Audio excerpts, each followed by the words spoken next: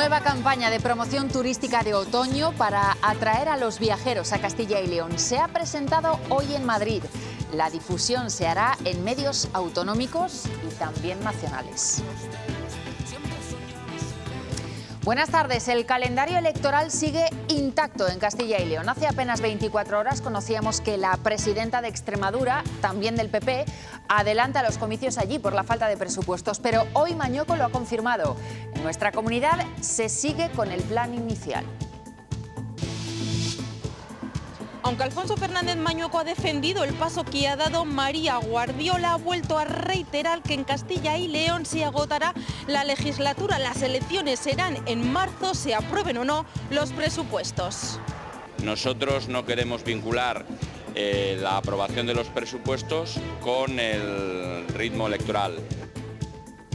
Hoy se ha avanzado en la reforma de la ley de enjuiciamiento criminal. Cambios que pretende aprobar el Gobierno y que pasarían porque el fiscal general tenga un mandato de 5 años, no de 4, para desvincularlo, dicen, de los vaivenes políticos, o que se limiten las acusaciones populares en los juicios. Sí, este mediodía quedaba aprobada por el Consejo de Ministros esa reforma de la ley de enjuiciamiento criminal, reforma que Félix Bolaños ha calificado de histórica, pero que ha generado también debate y dudas sobre la independencia de los fiscales. En unos minutos les contamos más detalles. Se cumplen 12 años del accidente de la Hullera vasco-leonesa en el que murieron 6 mineros y hoy sus familias han organizado un acto de homenaje y de protesta. No hay sentencia del caso porque la jueza está de baja desde hace 2 años y eso les desespera. Yo me acuerdo de la llamada de teléfono como si estuviera recibiendo ahora mismo. Fue uno de los peores días de mi vida. O me muero o sigo. O se hace justicia. Se cumplen 6 meses del apagón eléctrico que sufrió toda España. En algunos puntos de Castilla y León, como en Segovia, tardó mucho tiempo en volver la luz. Afortunadamente era una jornada en la que se hizo de noche más tarde y muchos apuraron esa luz natural. Fue una noche, un día realmente distinto. En el tiempo llegan nuevos cambios. Nos vamos a despedir del frío a primeras horas y de las heladas puntuales porque se cubren de nuevo los cielos y se generalizan las precipitaciones. Enseguida lo vemos con detalle. El derbi autonómico entre el Atlético Tordesillas y el Burgos ha abierto la primera ronda de la Copa del Rey para los equipos de Castilla y León. Al descanso, el resultado 0-0. Acaba de comenzar también el tropezón cultural leonesa en Cantabria.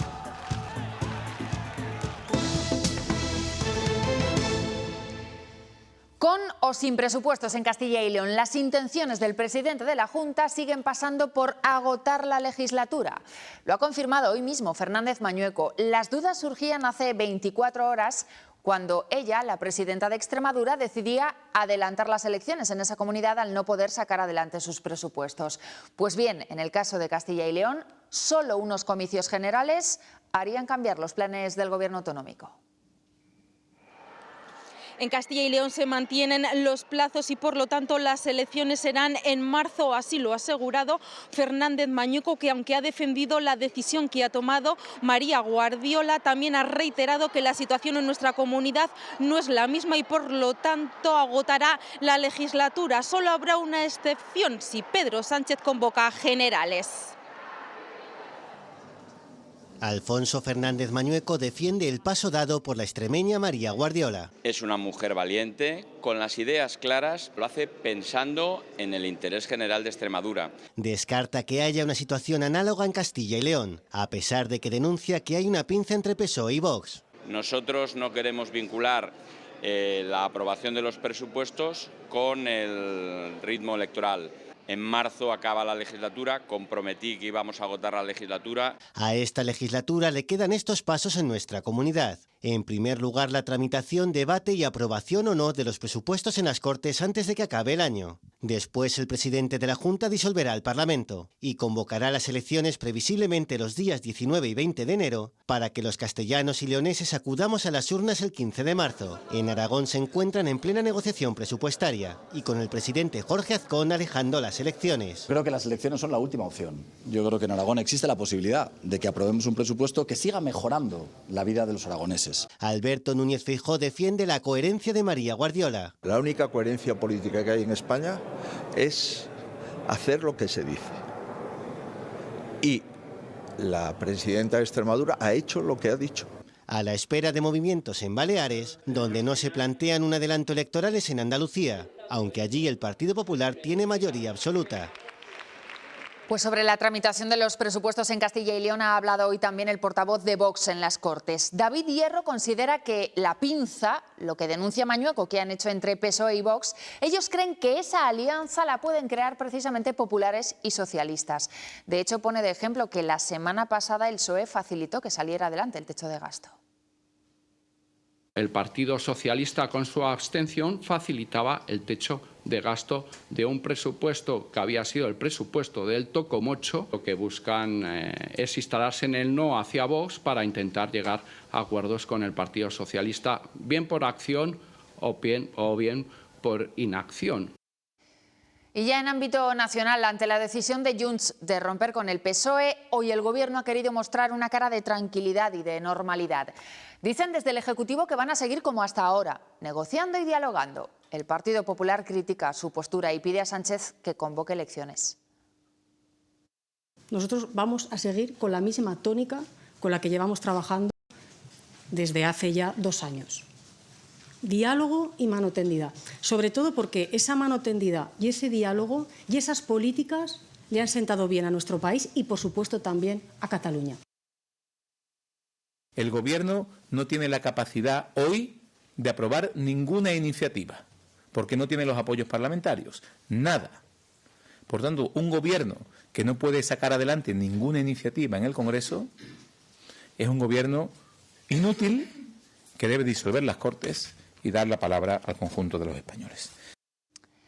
Una estabilidad parlamentaria que también complica sacar adelante las cuentas de 2026. Aún así, el Gobierno calcula que el Consejo de Política Fiscal y Financiera se podrá convocar en la primera quincena de noviembre. Un paso necesario para abordar con los territorios los objetivos de estabilidad financiera, como antesala para avanzar con el proyecto de presupuestos. Y se lo decíamos en titulares, hoy se ha dado luz verde a la reforma de la ley de enjuiciamiento criminal. El texto propone que el mandato del fiscal general pase de 4 a 5 años, para así dicen desvincularlo del gobierno de turno. Otra novedad, se limitan las acusaciones populares en los juicios, las que presentan, por ejemplo, partidos y sindicatos. Y el mayor cambio, los fiscales llevarán ahora el peso de la investigación. Sí, este mediodía quedaba aprobada por el Consejo de Ministros esa reforma de la Ley de Enjuiciamiento Criminal, reforma que Félix Bolaños ha calificado de histórica, de modernización necesaria, que nos acerca, aseguraba el ministro de Justicia, a nuestros homólogos europeos. Es un sistema que ya se aplica en muchos otros países. La investigación pasará a estar en manos ahora del Ministerio Fiscal, que se apoyarán en un juez de garantías, e incluye otros puntos esta reforma, como las limitaciones a la acusación popular. No la podrán ejercer, por ejemplo, ni sindicatos ni partidos políticos. Félix Bolaños aseguraba en rueda de prensa que se podría empezar a aplicar esta reforma a partir del 1 de enero del año 2028. Antes, eso sí, tendrá que pasar por el Congreso de los Diputados para su aprobación final. Es lógico que quien investigue sea el Ministerio Fiscal y es lógico que los jueces, tal y como establece el artículo 117 de la Constitución, juzguen y ejecuten lo juzgado. Después de muchos años de parches, es absolutamente necesario reformar el procedimiento penal. Un proyecto que llevamos esperando casi medio siglo. Más de 1000 artículos y 500 folios que reforman el procedimiento penal, con el que los fiscales, por ejemplo, se encargarán de las investigaciones. Y una vez que la investigación haya acabado y la Fiscalía la presente ante el juez de garantías, es el juez de garantía el que decide si debe continuar adelante para juicio. Nos van a traspasar la instrucción de un juez de instrucción al Ministerio Fiscal sin arroparlo de la debida independencia. Denuncian la falta de una reforma más profunda y en paralelo del Ministerio Fiscal. Será necesario, eso sí, ampliar la plantilla de la Fiscalía. En cierta medida, el Gobierno es reacio a perder un control del Ministerio Fiscal. ¿Qué le faltaría entonces? Que el fiscal general sea del Estado y no sea un fiscal general del Gobierno. Para ello también la reforma incluye pasar de 4 a 5 años el mandato del fiscal general, algo que no le afectará a él, a García Ortiz, que declarará ante el juez el próximo 12 de noviembre. Sensación de confianza, de tranquilidad puede tener el ciudadano cuando, por una parte, se proyecta esta reforma y se encuentra que su jefe se sienta en el banquillo en la Sala Segunda del Tribunal Supremo. Es muy difícil que esta ley esté hecha para atender un juicio que va a celebrarse dentro de un mes. De aprobarse la reforma en el Congreso, entrará en vigor en enero de 2028, ya con nuevo jefe fiscal. Para el PP esa propuesta de reforma se ha hecho deprisa y corriendo. Dicen que lo único que justifica que el Gobierno desarrolle ahora el proyecto es su intención de controlar la justicia. Es inviable una reforma que cambie de esta naturaleza el proceso penal en nuestro país si no se corta el cordón umbilical entre el Gobierno y la Fiscalía General del Estado. Es inviable. Y hacerlo deprisa y corriendo, sin contar con el principal partido de este país, solo nos lleva a pensar que lo hacen porque quieren asaltar también la justicia. Y esto es noticia de esta tarde. Netanyahu retoma 20 días después del acuerdo de paz los ataques contra Gaza. Acusa a Hamás de violar el pacto con un supuesto ataque a tropas israelíes en el paso de Rafah y el incumplimiento, dice, por la devolución de los rehenes. La milicia palestina, tras el anuncio, ya ha decidido aplazar la entrega de 13 cadáveres. Y más noticias. Hoy ha fallecido Rafael Calvo Ortega. Fue una figura destacada durante la transición, senador por Segovia en las Cortes Constituyentes, luego diputado con la UCD y ministro de Trabajo del 78 al 80. Encargado, entre otras cosas, de impulsar el Estatuto de los Trabajadores y más tarde eurodiputado. Cuando se habla hoy de reformar la... Nueva campaña de turismo en Castilla y León. Lo que se pretende es atraer a los viajeros a nuestra comunidad en los meses otoñales. El lema, un viaje que merezca la pena. La promoción se ha presentado hoy en Madrid y hasta allí volvemos. Una campaña turística con la que se pretende seguir consolidando a Castilla y León como destino turístico de primer nivel. Aquí se ha destacado esa variedad que ofrecemos y también todos los eventos de los que se pueden disfrutar durante el otoño. Ha participado Fernández Mañueco, acompañado de varios influencers de la comunidad. El presidente de la Junta además ha destacado el esfuerzo que hacen las empresas de este sector. Amigos, Castilla y León, un viaje que merece la pena. Ahora más que nunca. Ahora más que nunca. Ahora más que nunca. Porque Castilla y León es patrimonio, gastronomía o naturaleza. Es, en definitiva, un sinfín de planes y oportunidades. Castilla y León es capaz de ofrecer muchos viajes en un mismo viaje, en un mismo territorio. Dentro de cada provincia son tan diversos los paisajes. Variedad y singularidad en cada una de las 9 provincias que Alfonso Fernández Mañueco ha destacado en la presentación de la nueva campaña de promoción turística de otoño de la Junta. Estamos haciendo mucho esfuerzo las administraciones públicas, pero quiero destacar especialmente el sector privado. Siempre damos calidad, excelencia. Una comunidad, asegura, de primera división con 1000 planes que hacer. Un ejemplo puede ser en la enología. No solo las 17 denominaciones de origen, las 9 rutas del vino, el turismo micológico. Combinaciones para todos los gustos en una época del año que vuelve a posicionar a Castilla y León líder nacional en turismo rural. Comer un buen bocata de jamón viendo la Catedral de Salamanca.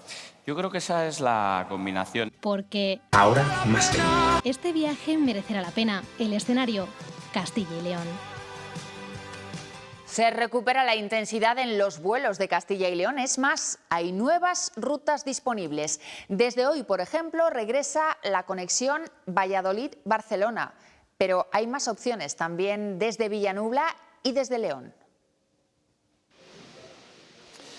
7 meses después de que la aerolínea Ryanair eliminara el vuelo entre Valladolid y Barcelona, se recupera esta ruta en el aeropuerto vallisoletano, pero ahora con la compañía Vueling. Habrá traslados los martes, jueves y sábados de cada semana durante toda la temporada invernal.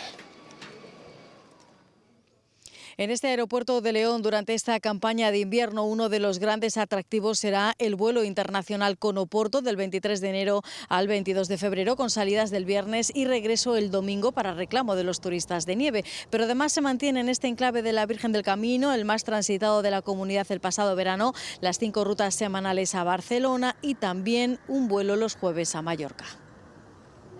El portavoz del PP en la Comisión de Transportes ha vuelto a pedir el supuesto informe que firmó Zapatero con la Unión Europea y que supondría prorrogar aún más los peajes de 3 autopistas que pasan por Castilla y León. Desde el PP quieren demostrar que ese documento existe a través de un escrito del defensor del pueblo al Ministerio. Esto significa que van a poner un peaje de 7 años más hasta el 2036 para pagar el coste del rescate de la autopista AP6, AP51 y AP61. Ese acuerdo de 30 de marzo de 2011 aparecerá y le dejará como un mentiroso al señor ministro.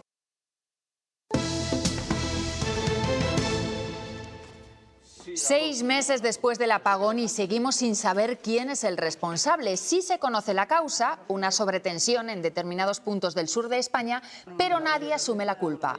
Red Eléctrica, compañías energéticas y gobiernos se lanzan la pelota sin querer recogerla. Hacerlo podría suponer pagar cifras millonarias en daños y perjuicios. Hoy precisamente se cumple medio año de ese día que dejó a todo el país sin electricidad. Gente atrapada en ascensores, tiendas que no podían echar la verja y cero internet o cobertura en el móvil. Lo recordamos con ustedes. Ese 28 de abril descubrimos la dependencia que tenemos con la energía eléctrica en algo tan sencillo como poder comer caliente. Muchos tiramos de ensalada. También se apuró la jornada hasta el momento en el que se hizo de noche. Aquí en Segovia tardó, por ejemplo, en volver la luz. Fueron imprescindibles las pilas, los transistores. Solo los coches iluminaban las aceras. No había ni farolas ni escaparates.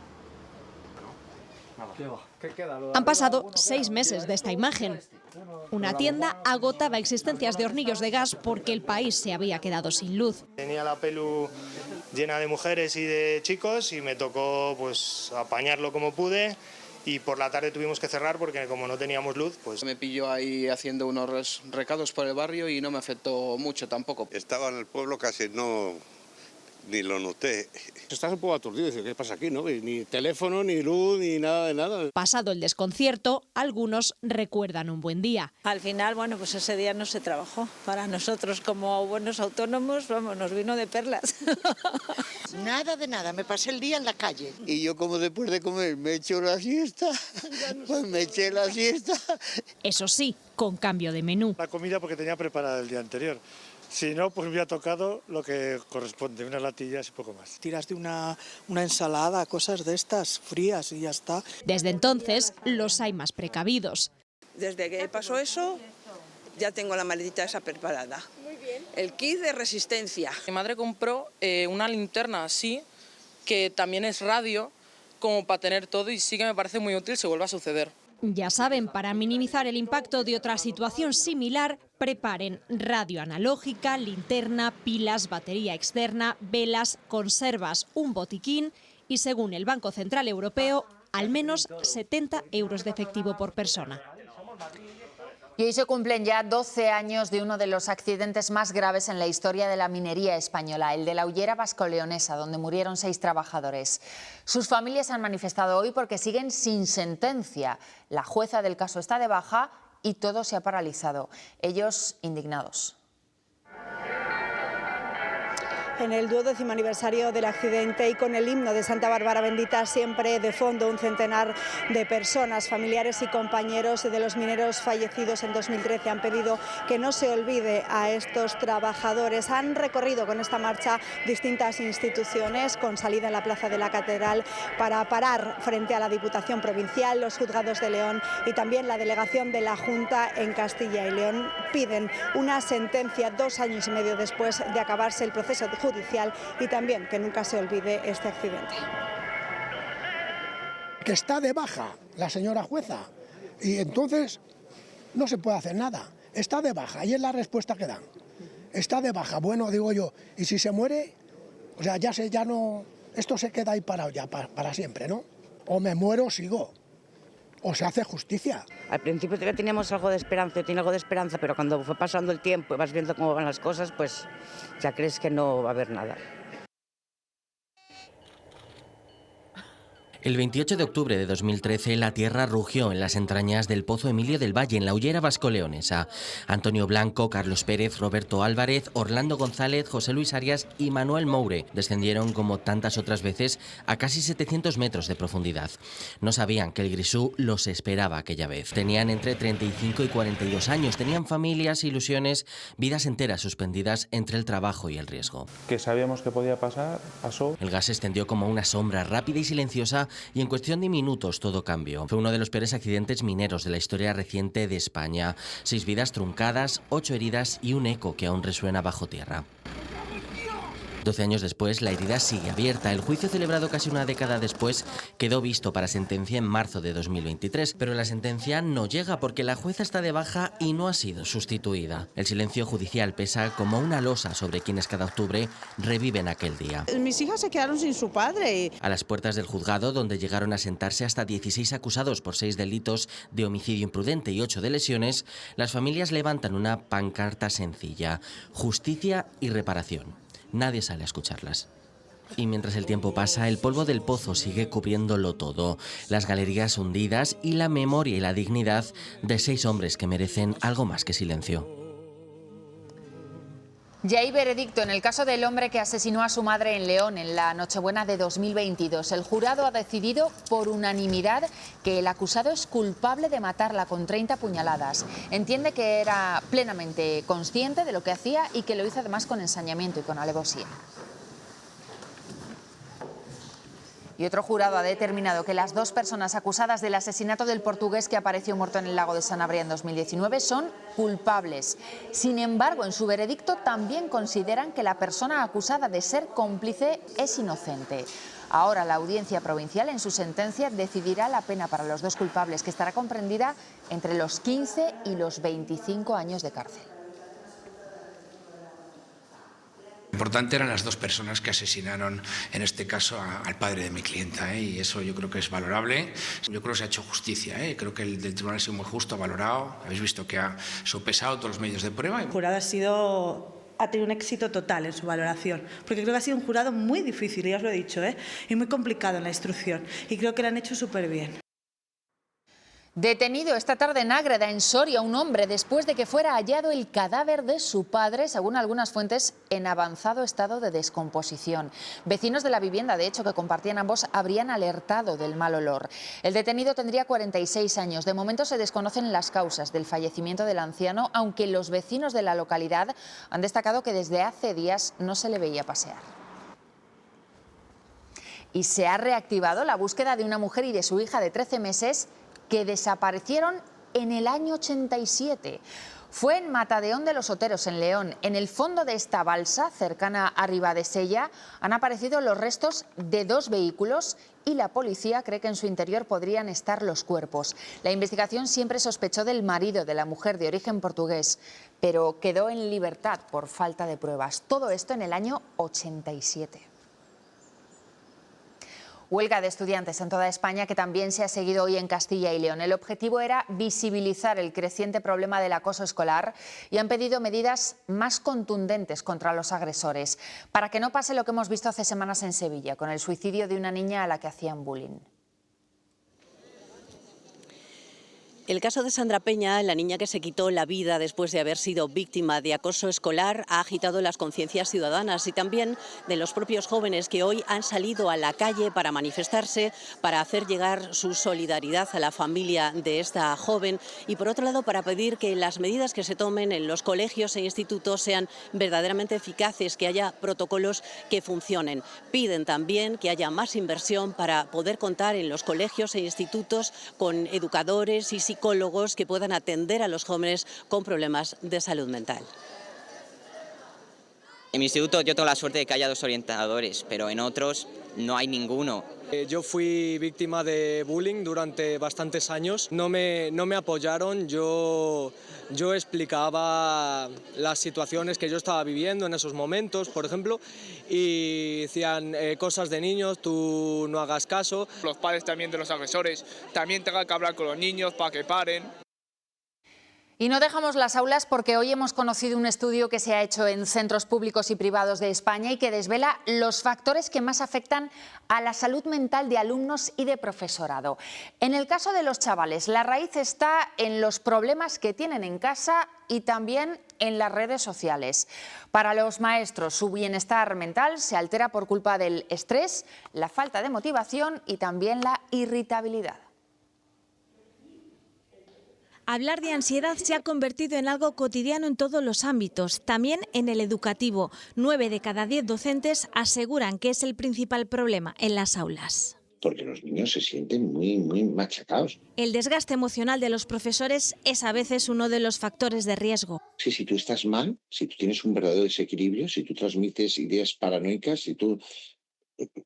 pues mal asunto tendremos, ¿no? Pero la influencia de las redes y el contexto familiar se sitúan por delante. Tienes que enfrentarte con los padres de ese chaval, y a saber si le tienen miedo o es que son más violentos que el chaval. Educar democráticamente es lo correcto, sobreproteger es un graso error porque además la sociedad no lo va a permitir al final, pasa la factura, y ser dictatorial incapacita al crecimiento. Son datos de un estudio elaborado por la Fundación Mafre y Sien Educación que pretende arrojar luz sobre la salud mental en el ámbito educativo y evitar situaciones de acoso. Y ellos se dan cuenta de que yo digo, ¿y aquí quién se lleva todas las collejas? Y todos se dan la vuelta y miran a uno. ¿Tan difícil es captarlo? O sea, ¿cómo lo capto yo en 5 minutos y un profesor no lo capta en 5 meses? Como medidas preventivas se demanda mayor formación para el profesorado y la incorporación de más psicólogos escolares. Además, el estudio revela que el deporte es la actividad más eficaz para gestionar el estrés por encima del arte, la música o el voluntariado. Desde hace años se han puesto de moda y su consumo entre los más jóvenes va en aumento. Hay 2 sustancias que se han convertido en la puerta de entrada para que los menores, según van creciendo, aumenten su adicción y se enganchen a otro tipo de productos más peligrosos. Esto es lo que dicen los expertos. Ahora mismo estamos poniendo el foco en bebidas energéticas y vapers, ¿vale? Porque se sitúan en una edad de inicio un poquito temprana, entre los 12 y los 13 años aproximadamente. Además, podemos hablar también de que el alcohol, el tabaco y el cannabis siguen siendo otras 3 drogas con un acceso importante para nuestros jóvenes. Entre esta interminable lista de ingredientes hay azúcar, estimulantes, aditivos y el más presente, la cafeína. Las latas que llevan entre 80 y 160 miligramos equivaldrían como a 2 expresos. Y los adolescentes que se toman 4 latas, por ejemplo, pues serían el doble. Realmente la concentración es mucho mayor que en un café. Me da energía, pero claro, luego cuando lo he ido dejando es como que lo necesito. Porque este tipo de bebidas genera adicción. Tienen los efectos muy rápidos durante un tiempo, pero cuando desaparece el efecto de esas sustancias, necesitas volver a tomarlo. Lo estoy dejando, pero antes solía consumir como mínimo 3 a la semana. ¿Me das una Monster? Los jóvenes las consumen cuando van a hacer deporte o tienen que estudiar, aunque no está demostrado que aumenten la concentración, todo lo contrario. Irritabilidad, ansiedad y lo que más preocupa es los trastornos del sueño. Se han descrito también casos de urgencias de síncope, pero hay hipertensión, hay aumento de la frecuencia cardíaca. Sí que notaba que se te aceleraba el corazón y que a lo mejor tenías ciertas taquicardias. En una encuesta del Ministerio de Sanidad, un 47% de los jóvenes preguntados entre 14 y 18 años reconocieron haber tomado bebidas energéticas en el último mes. Y seguimos hablando de hábitos que pueden convertirse en adictivos como el juego. Castilla y León va a regular la actividad publicitaria, la promoción y el patrocinio en ese ámbito. Lo ha anunciado el consejero de la Presidencia. González Gago defiende el juego responsable por las ventajas, dice, que tiene para nuestra comunidad. Es una actividad empresarial legítima. Todos ustedes saben que es una actividad muy regulada. Produce unos importantes ingresos públicos a las arcas de las comunidades autónomas y en su caso el juego público estatal al Estado, con el cual se pueden afrontar también políticas sociales muy importantes en el ámbito de la sanidad, de la educación.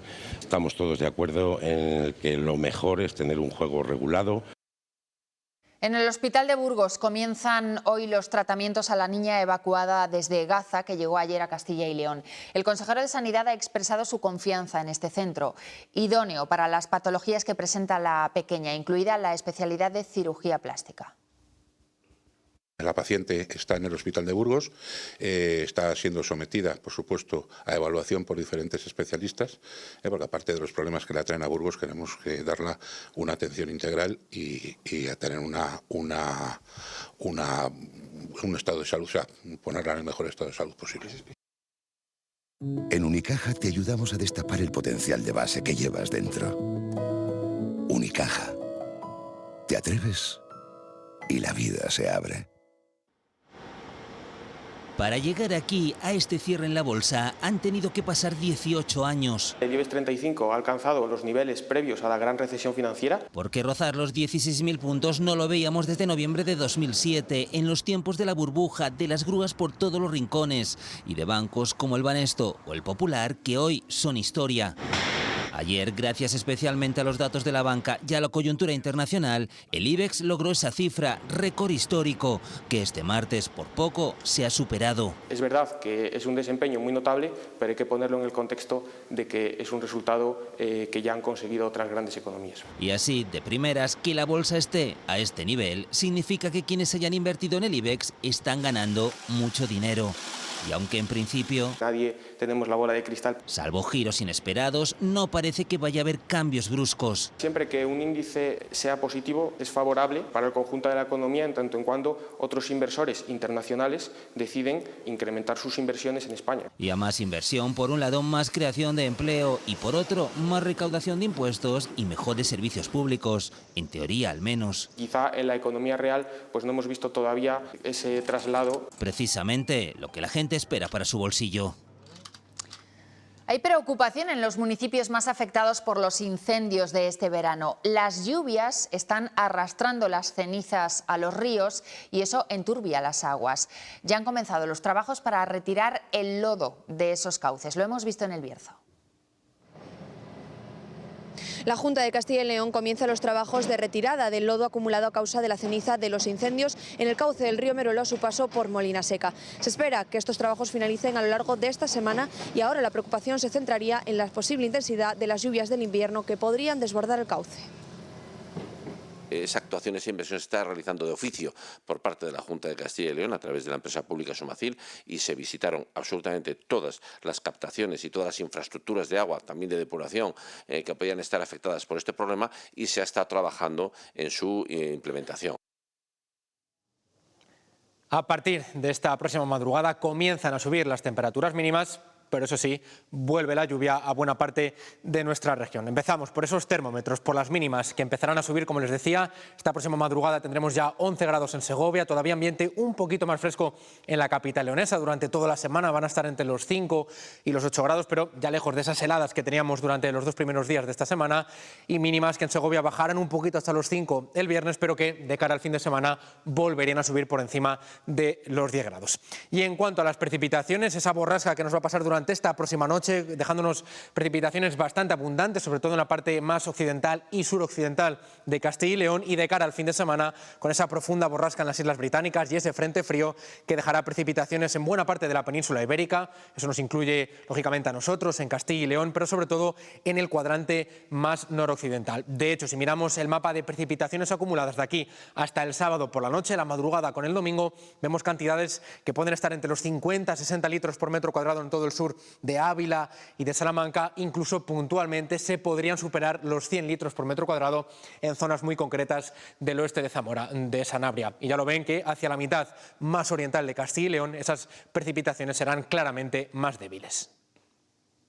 Adelantarse es muy azul marino. Y ahora, viajar todo lo que queda de 2025 y 2026 con hasta 500 euros de descuento también es muy tú. Puentes, navidades, Caribe, circuitos y mucho más. Azul marino, New Travel.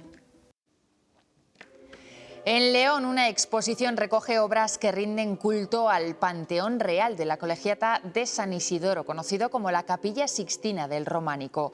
Se muestra cómo ha influido en artistas de diversas épocas y disciplinas.